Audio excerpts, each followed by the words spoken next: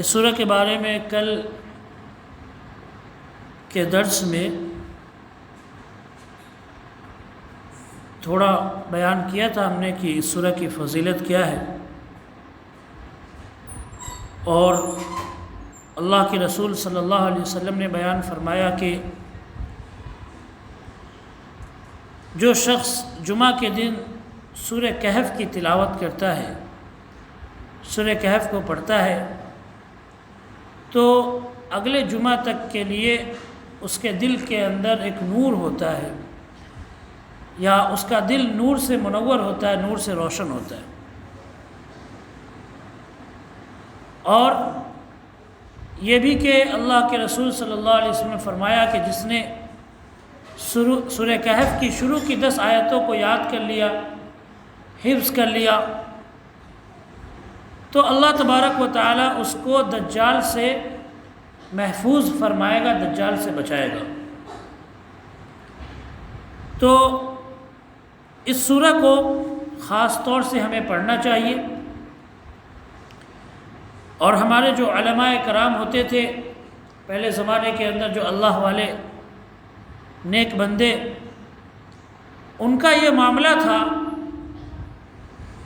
کہ وہ مسجدوں میں خاص طور سے الگ سے سورہ کہف چھپوا کر سورہ کہف صرف رکھا کرتے تھے تاکہ لوگ پڑھے، اور بڑی پابندی کے ساتھ میں فجر کی نماز کے بعد جمعہ کے دن خاص طور سے پڑھا کرتے تھے۔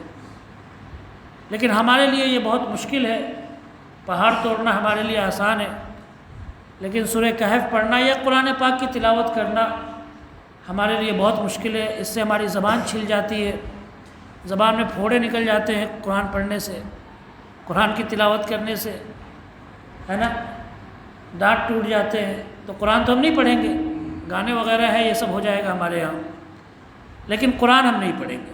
سالوں گزر جاتے ہیں، قرآن کھول کر دیکھتے نہیں، نہ تو کسی دوسرے سے سننے کی کوشش کرتے ہیں، نہ کبھی اس کے ترجمے کو سمجھنے کی کوشش کرتے ہیں، سالوں گزر جاتے ہیں۔ اپنے آپ پر ہم غور کریں ذرا کہ اللہ تبارک و تعالیٰ کی کتاب سے ہمیں اتنی نفرت کیوں ہو گئی کہ دنیا کی ساری باتیں سنتے ہیں، سمجھتے ہیں، لیکن اللہ کی کتاب کو نہ ہم سننے کی کوشش کرتے ہیں، نہ پڑھنے کی کوشش کرتے ہیں، نہ سمجھنے کی کوشش کرتے ہیں۔ عمریں گزری جا رہی ہے، عمر ختم ہو رہی ہے، بڑھاپا آ رہا ہے، لیکن قرآن پاک پڑھنا نہیں آتا، سیکھنے کی بھی کوشش نہیں کر رہے ہیں، سمجھنے کی بھی کوشش نہیں کر رہے ہیں۔ تو سورہ کہف تو چھوڑے، ہمیں تو سورہ فاتحہ بھی نہیں معلوم، لیکن ہمارے جو علماء کرام اللہ والے نیک لوگ ہوا کرتے تھے، ان کا یہ معاملہ تھا کہ پابندی کے ساتھ میں ہر دن خاص طور سے ہر جمعہ کو فجر کی نماز کے بعد میں وہ سورہ کہف کی تلاوت کرتے تھے۔ اگر ہمیں نہ موقع ہو تو فجر کے بعد میں جس وقت بھی، جمعہ کے دن کسی وقت، ضروری نہیں کہ جمعہ کی نماز سے پہلے آپ پڑھیں، مغرب کی نماز سے پہلے کسی وقت بھی آپ تلاوت کر لیں، کم سے کم نہیں تو 10 آیت تو 10 آیت تو آپ پڑھیں کم سے کم سورہ کہف کی۔ یہ کوئی مشکل نہیں ہے، 4 منٹ 5 منٹ کا کام ہے۔ اگر 24 گھنٹے میں سے 5 منٹ اگر آپ اللہ کی کتاب کے لیے نکال لیتے ہیں تو میرا خیال ہے کہ اس سے آپ کا دنیا کا نقصان نہیں ہوگا، آپ کی بلڈنگ نہیں گرے گی، نہیں آپ کے پیسے برباد ہوں گے۔ تو اس کو پڑھنے کی کوشش کریں۔ ہم نے قرآن کو گلے میں لٹکانے کے لیے رکھ لیا، طاق پہ سجانے کے لیے رکھ لیا، زیادہ ہم نے یہ کیا، زیادہ محبت بڑھی تو ریشم کے یا پھر اس پر بڑے اچھے اچھے غلاف چڑھوا لیے، قرآن کو اچھے سے پیک کر کے رکھ دیا، بس یہی کام آتا ہے ہمارے یہاں۔ یا پھر کبھی قسم کھانا ہو تو قسم کھانے کے لیے ہم قرآن کو اٹھا لیتے ہیں، اس کے علاوہ قرآن کا ہمارے یہاں کوئی استعمال نہیں ہے۔ ایک شاعر نے کہا ہے کہ وہ معزز تھے زمانے میں مسلمان ہو کر، اور ہم خار ہوئے تاریک قرآن ہو کر۔ کیا اس وقت جو ہم ذلیل ہیں وہ اسی وجہ سے ہیں کہ ہم نے قرآن کو چھوڑ دیا ہے۔ ہماری ذلت کا، ہماری رسوائی کی ایک ہی وجہ ہے کہ ہم نے قرآن کو چھوڑ دیا۔ آج کا مسلمان اپنے بچوں کو دنیا کی ساری کتابیں پڑھواتا ہے، لیکن قرآن کو پڑھانے کی فکر نہیں کرتا، پڑھانے کی خود بھی نہیں پڑھتا اور پڑھوانے کی فکر نہیں کرتا۔ ہاں مولوی صاحب ہے، جاؤ بیٹھ جانا 1 گھنٹے ٹائم پاس کر کے چلے آنا، نہ تو اپنے گھر میں کبھی فکر کی کہ ڈیلی قرآن لے کر بیٹھو، اور نہ ہی خود بھی کبھی کوشش کی کہ گھر کے اندر 2 منٹ بیٹھ کر قرآن پڑھ لے۔ رمضان قریب آنے والا ہے، شعبان کا مہینہ شروع ہو چکا ہے۔ شعبان کے مہینے میں سب سے بڑی عبادت اللہ کے نزدیک قرآن کے، رمضان کے مہینے میں سب سے زیادہ اللہ جس عبادت کو پسند کرتا ہے وہ قرآن کی تلاوت ہے، قرآن پڑھنا ہے۔ اللہ کے رسول صلی اللہ علیہ وسلم حضرت جبریل علیہ السلام کے ساتھ میں قرآن سنتے سناتے تھے۔ رمضان کی سب سے بڑی عبادت ہے۔ ابھی سے عادت ڈالیں، 1 مہینہ بچا ہوا رمضان میں، کوشش کر لیں کہ روزانہ کم سے کم 1 پیج 1 صفحہ ہم کیا کریں گے، قرآن پڑھیں گے۔ کوئی مشکل نہیں، آج سے ہی وہ وعدہ کر لیں، یہ عہد کر لیں کہ کم سے کم 1 صفحہ 1 پیج۔ یوں تو بتایا جاتا ہے کہ 1 پارہ پڑھنا چاہیے، لیکن میں اتنا آپ کے اوپر بوجھ نہیں ڈالوں گا، آپ کی گردن ٹوٹ جائے گی۔ آپ 1 پیج کم سے کم پڑھیں۔ اور اللہ کے رسول صلی اللہ علیہ وسلم نے فرمایا خیر العمل ما داوم علیہ صاحبہ وان قل، کہ سب سے اچھا کام وہ ہے جس پر پابندی ہو، چاہے تھوڑا ہی کیوں نہ ہو لیکن پابندی ہو۔ یہ کام سب سے اچھا ہے، سب سے بہتر ہے۔ یہ نہیں کہ ایک دن جوش میں آ کر 10 پارے پڑھ لیے، دوسرے دن قرآن کا پھر سال گزر گیا۔ آپ روزانہ 1 ہی پیج بیٹھے، 5 ہی لائن پڑھیں، لیکن روزانہ پڑھنے کی کوشش کریں، اس کی عادت ڈالیں کہ انشاءاللہ ہم روزانہ پڑھیں گے۔ تو اس سورہ کی بہت فضیلت ہے، سورہ کہف کی۔ اس کی تلاوت جمعہ کے دن خاص طور سے کرنا چاہیے۔ اس کی شروع کی 10 آیتوں کو کم سے کم ہر آدمی کو یاد ہونا چاہیے، اپنے بچوں کو یاد کرائے۔ بہت سارے بچے ادھر ادھر کے پویم یاد کرتے ہیں، پوئٹری یاد کرتے ہیں، اچھی بات ہے، یاد کریں، لیکن قرآن بھی یاد کرائے۔ جو خاص خاص صورتیں، اگر حافظ نہیں بنا سکتے تو کم سے کم جو خاص خاص صورتیں اس کو یاد کرا دیں، تاکہ ان صورتوں کو پڑھ کر بچے ہمارے لیے دعا کریں ہمارے مرنے کے بعد میں۔ ورنہ پھر کیا ہوگا، ہمارے مرنے کے بعد میں بچے وہی کہیں گے، ٹوئنکل ٹوئنکل لٹل اسٹار بھیجیں گے، ہمارے ثواب، اسی کا ثواب بھیجیں گے ہمارے لیے۔ تو ان صورتوں کو کم سے کم یاد کرا دیں۔ یہ صورت نازل کب ہوئی تھی؟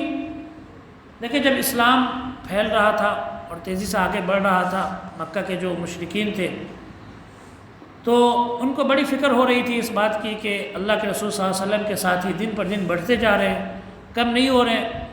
تو اسی فکر میں ان لوگوں نے اپنے 2 آدمیوں کو، ایک کا نام عقبہ بن معیط تھا اور دوسرے کا نام نضر بن حارث تھا، ان دونوں کو انہوں نے مدینہ کے اندر بھیجا۔ وہاں پہ جو یہودی تھے وہ کتاب والے تھے، یہودی پڑھے لکھے لوگ تھے، ان کے بڑے بڑے عالم تھے مدینہ کے اندر۔ تو ان دونوں کو مکہ کے مشرکوں نے یہودیوں کے عالموں کے پاس میں بھیجا اور کہا کہ ان سے ایسے سوال لے کر آؤ جس سے محمد کو ہم پریشان کر سکے، یا پھر جس کا علم، جس کی جانکاری محمد کے پاس میں نہ ہو۔ تو یہ لوگ پہنچے مدینہ اور وہاں پہ جو یہود کے عالم تھے بڑے بڑے، ان سے ملاقات کی، ان کے سامنے پوری بات بتائی کہ ایک محمد ہے جس نے ایسی ایسی باتیں کی ہے جو ہمارے معبودوں کو برا بھلا کہتا ہے۔ تو ان یہودیوں نے کہا کہ ان سے 3 سوال کرنا، اگر وہ تینوں کے جواب دے دے تو سمجھ لینا کہ وہ سچے ہیں، ورنہ پھر ان کو تم جھوٹا مان لینا اور پھر اس کا معاملہ جو ہو تمہیں کرنا ہو کرنا۔ تو وہ 3 سوال یہودیوں نے کہا کہ یہ 3 سوال پوچھنا۔ سب سے پہلے تو یہ کہ ان نوجوانوں کا کیا ہوا جو اپنے شہر کو، پرانے زمانے میں اپنے شہر کو چھوڑ کر نکلے تھے، اپنے شہر کو چھوڑ کر نکل گئے تھے۔ یہ پورا واقعہ آئے گا۔ یہ سورہ بھی اسی نام پہ ہے، کہف کہتے ہیں غار کو، جو کیو ہوتا ہے پہاڑوں کا، جیسے غار حرا سنا ہوگا، غار ثور سنا ہوگا، جس میں نبی صلی اللہ علیہ وسلم غار حرا میں عبادت کرتے تھے جا کر۔ پہاڑ کے اندر پتھروں سے گھری ہوئی چھوٹی جگہ ہوتی ہے، اس میں بیٹھ کر لوگ عبادت کرتے ہیں یا پھر کوئی کام کرتے ہیں، بہت خالی جگہ ہوتی ہے، تو اس کو کہف کہتے ہیں، غار کہتے ہیں۔ تو ان نوجوانوں کا کیا معاملہ ہوا جنہوں نے اپنے شہر کو چھوڑ دیا تھا پرانے زمانے میں؟ ایک یہ سوال تھا۔ دوسرا سوال یہ تھا کہ وہ کون سا انسان ہے یا وہ کون شخص ہے جس نے ساری دنیا کی سیر کی، پچھم سے لے کر پورب تک سیر کی، پوری جگہ کو دیکھ کر آیا، اس کا بھی واقعہ اس کے اندر بیان ہوا ہے کہ وہ کون ہے۔ اور تیسرا سوال انہوں نے پوچھا تھا کہ روح کیا ہے، انسان کے اندر جو روح ہوتی ہے، جو جان ہوتی ہے، اس کی حقیقت کیا ہے؟ روح کے بغیر تو انسان کیا ہے، ایک مٹی کا پتلا ہے۔ یہ جسم کے اندر جو روح ہے، جب یہ روح نکل جاتی ہے تو دوسرے دن یہ جسم سڑ گل جاتی ہے، بدبو آنے لگتی ہے اس میں سے، اور پھر اسے مٹی میں ڈال دو تو 1 سال کے بعد میں دیکھو تو یہ جسم تو ہڈیاں ادھر ہے، ساری چیزیں، کچھ نہیں بچتا۔ تو جسم کی تو کوئی حیثیت نہیں ہے، اصل تو روح ہے۔ تو یہودی کے عالموں نے پوچھا کہ جا کے ان سے پوچھنا کہ روح کیا ہے۔ یہ 3 سوال نبی صلی اللہ علیہ وسلم کے سامنے مکہ کے مشرکوں نے رکھا۔ یہ آئے اور انہوں نے نبی صلی اللہ علیہ وسلم کے سامنے رکھا۔ اللہ کے رسول صلی اللہ علیہ وسلم نے کہا کہ میں کل جو ہے سأخبرک غداً، میں تمہیں کل یہ بتاؤں گا کہ کیا اس کا جواب ہے۔ لیکن اللہ کے رسول صلی اللہ علیہ وسلم ایک چیز کہنا بھول گئے۔ وہ کیا؟ آپ صلی اللہ علیہ وسلم انشاءاللہ کہنا بھول گئے۔ کہا کہ میں کل بتاؤں گا، لیکن انشاءاللہ کہنا بھول گئے۔ اب اس کی وجہ سے انتظار میں اللہ کے رسول صلی اللہ علیہ وسلم رہنے لگے کہ جبرائیل علیہ السلام آئیں گے، جواب دیں گے اس کا۔ اللہ تعالیٰ کو تو ساری چیزیں معلوم تھی، لوگوں کی باتیں، لیکن دوسرے دن انتظار کیا تو وحی نہیں آئی، تیسرے دن بھی انتظار کیا، وحی نہیں آئی، چوتھے دن انتظار کیا، وحی نہیں آئی، کئی دن گزر گئے، وحی بند ہو گئی، فرشتے کا آنا بند ہو گیا۔ تو جو مکہ کے مشرک تھے وہ طرح طرح کی باتیں کرنے لگے۔ آپ سوچیں ذرا کہ ایک تو سوال کیا گیا، نبی صلی اللہ علیہ وسلم نے کہہ دیا کہ میں کل بتاؤں گا، لیکن بتا نہیں رہے، تو لوگ کیا کیا باتیں کریں گے۔ پورے مکے میں اس طرح سے باتیں پھیلنے لگی کہ جھوٹا ہے، یہ ہے، وہ، اس طرح کی باتیں پھیلنے لگی۔ لیکن اصل وجہ کیا تھی؟ اصل وجہ یہ تھی کہ نبی صلی اللہ علیہ وسلم نے انشاءاللہ نہیں کہا تھا۔ ہمیں جب بھی کوئی کام کرے تو کیا کہنا چاہیے؟ آگے کے لیے انشاءاللہ کہنا چاہیے، کروں گا، بغیر انشاءاللہ کے نہیں کہنا چاہیے، اس سے اللہ کی مدد آتی ہے۔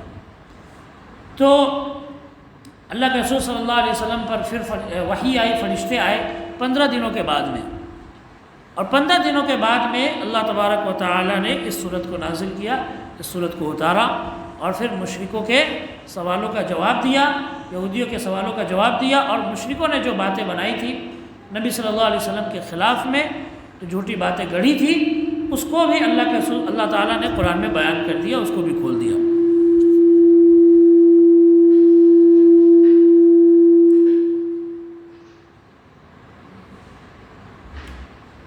تو اللہ تعالیٰ نے بیان فرمایا، الحمدللہ الذی انزل علی عبدہ الکتاب ولم یجعل لہ عوجا۔ یہ صورت اسی کے جواب میں، یہودیوں کے جو سوالات تھے اس کے جواب میں یہ صورت پوری اتری ہے۔ اور علماء نے یہ بیان کیا ہے بعض حدیث سے کہ یہ صورت ایک بار میں مکمل اتری ہے، پوری یہ صورت ایک بار میں نازل ہوئی، ایک بار میں اتری ہے، اور اس کو 70,000 فرشتے لے کر آئے تھے زمین پر۔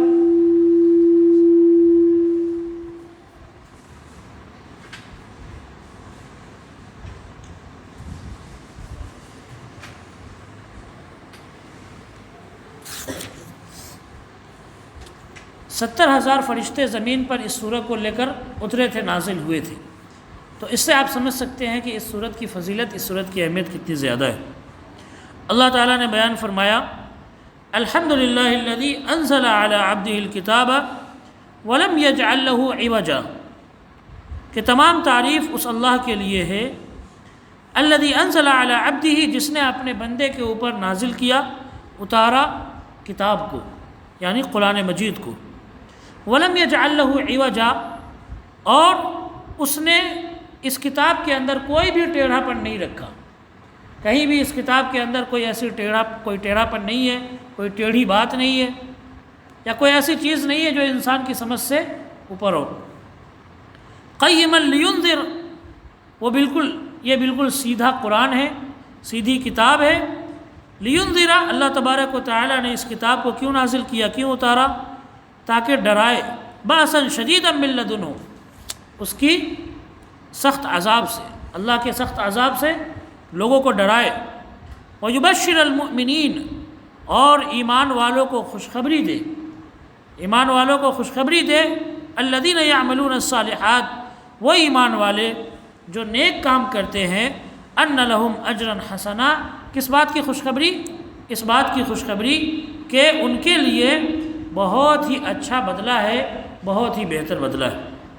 تو اللہ تعالیٰ نے اس آیت کی شروعات کی، اور اس آیت کی شروعات میں ہی بتا دیا کہ تمام تعریف اس اللہ کے لیے ہے جس نے اپنے بندے کے اوپر، بندہ یعنی حضرت محمد صلی اللہ علیہ وسلم، تو اللہ تبارک و تعالیٰ نے جہاں بھی نبی صلی اللہ علیہ وسلم کو خاص طور سے ذکر کیا ہے، نبی صلی اللہ علیہ وسلم کی تعریف بیان کی ہے، وہاں پر اللہ تعالیٰ نے عبد کا لفظ استعمال کیا، بندے کا لفظ استعمال کیا، جس سے یہ بتانا مقصود ہے کہ اللہ کے رسول صلی اللہ علیہ وسلم کا مرتبہ بہت ہی بلند ہے، لیکن وہ بھی اللہ کے ایک بندے ہیں۔ ان کا مرتبہ تمام انسانوں سے افضل ہے، تمام کائنات کے اندر جتنی بھی مخلوقات ہیں سب میں سب سے افضل اللہ کے رسول صلی اللہ علیہ وسلم کی عزت ہے، آپ کا مرتبہ ہے، لیکن پھر بھی وہ ہے اللہ کے بندے۔ تو اللہ تعالیٰ نے شروع آیت میں ہی یہ اس کا جواب دے دیا کہ تم لوگ جو الزام لگا رہے ہو قرآن کے اوپر کہ اب نبی صلی اللہ علیہ وسلم جھوٹ بول رہے تھے، ان کے بعد جو وحی کا یہ دعویٰ کر رہے تھے یہ غلط ہے، تو تم لوگ غلط ہو۔ اللہ تعالیٰ نے یہ کتاب بالکل سیدھی نازل کی ہے، سیدھی اتاری ہے، اور پھر اللہ تعالیٰ نے اس کتاب کو لوگوں کو ڈرانے کے لیے بھیجا ہے اور ایمان والوں کو خوشخبری دینے کے لیے بھیجا ہے کہ ایمان والے خوش ہو جائے، ان کے اوپر جو پریشانیاں آ رہی ہے اس سے وہ گھبرائے نہیں، ان کے لیے خوشخبری ہے کہ اللہ تبارک و تعالیٰ نے ان کے لیے بہت ہی اچھا بدلہ رکھا ہے۔ اور پھر آگے اللہ تبارک و تعالیٰ نے اس میں وہ بات بھی بیان کی ہے کہ وحی کیوں 15 دنوں تک رکی رہی۔ تو یہ جو صورت ہے یہ انشاءاللہ تبارک و تعالیٰ اس کے اندر ہمیں کئی واقعات معلوم ہوں گے، تقریباً 4 واقعہ بیان ہوا ہے اس سورہ کے اندر۔ ذوالقرنین بادشاہ جو تھے ان کا، موسیٰ علیہ السلام، خضر علیہ السلام، ان دونوں کا واقعہ بھی اسی کے اندر ہے، اور سب سے بڑھ کر اصحاب کہف، وہ غار والے نوجوان جو اپنے شہر کو چھوڑ کر گئے تھے، پھر ان کے ساتھ میں کیا معاملہ ہوا، کتنے سال تک وہ سوئے رہے، ان کی موت آئی یا نہیں آئی، یہ سب معاملہ جو ہے ہوا ہے۔ تو یہ سارے واقعات اس کے اندر بیان ہوئے، انشاءاللہ آگے ہم بیان کریں گے۔ اللہ تبارک و تعالیٰ سے دعا ہے کہ اللہ ہم سب کو کہنے سننے سے زیادہ عمل کرنے کی توفیق عطا فرمائے۔ وآخر دعوانا الحمدللہ رب العالمین۔